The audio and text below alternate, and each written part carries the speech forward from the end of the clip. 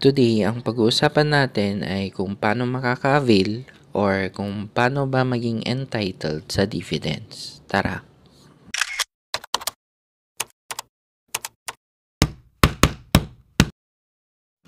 Paano nga ba makaka-avail or maging entitled sa dividends? Ang magiging basis natin ay ang ex-date. So, dapat alam mo kung kailan ang ex-date. Para maging entitled ka kasi sa dividends, kailangan mong bumili before ex-date at makabenta on or after ex-date.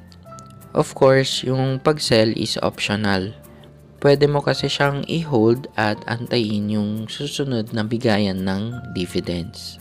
Especially kung dividend investor ka. Para mas maintindihan natin, let's do a test. Case number 1. Let's say ex-date is January 10, 2024. Bumili si trader nung January 1 at binenta niya yung shares niya nung January 11. Question: is he entitled for the dividends? 3, 2, 1. Okay, the answer is yes. He is entitled for the cash dividends. Binili niya kasi before ex-date at binenta after ex-date. Proceed tayo sa susunod. So, case number 2. Ex-date is January 10, 2024 pa rin.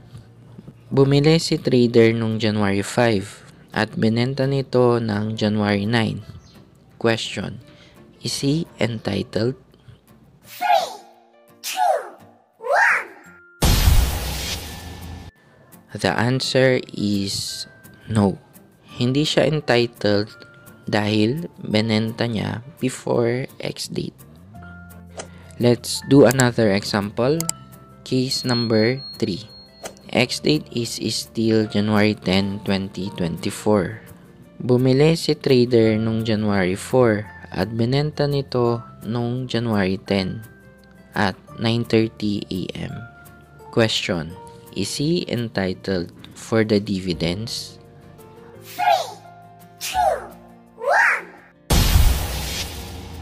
1. The answer is yes.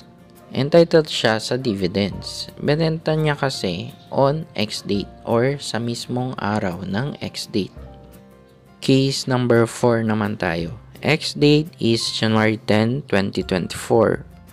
Bumili si trader nung January 11 at binenta nito nung January 15. Question: is he entitled for the dividends? 3, 2, 1. The answer is no. Binili niya kasi after ex-date, kaya hindi na siya entitled for dividends. Case number 5 naman tayo. Ex-date is January 10, 2024. Bumili si trader nung January 10 at binenta nito ng January 16. Question: is he entitled for the dividends? 3, 2, 1. The answer is no.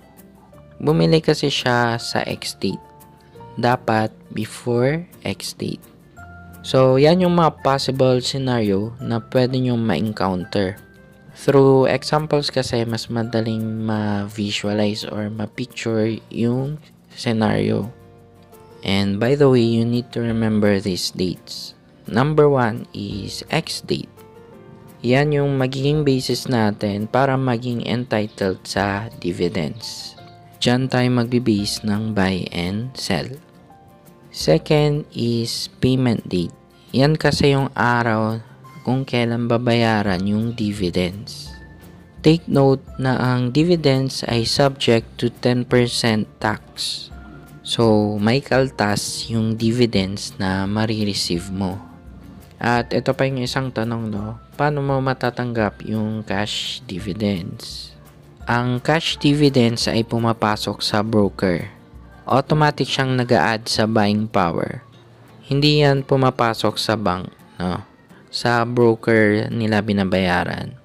At yung payment pala, usually dumadating yan ng hapon or gabi. Pero in my experience, no, usually gabi na siya dumadating, mga 8 p.m. onwards.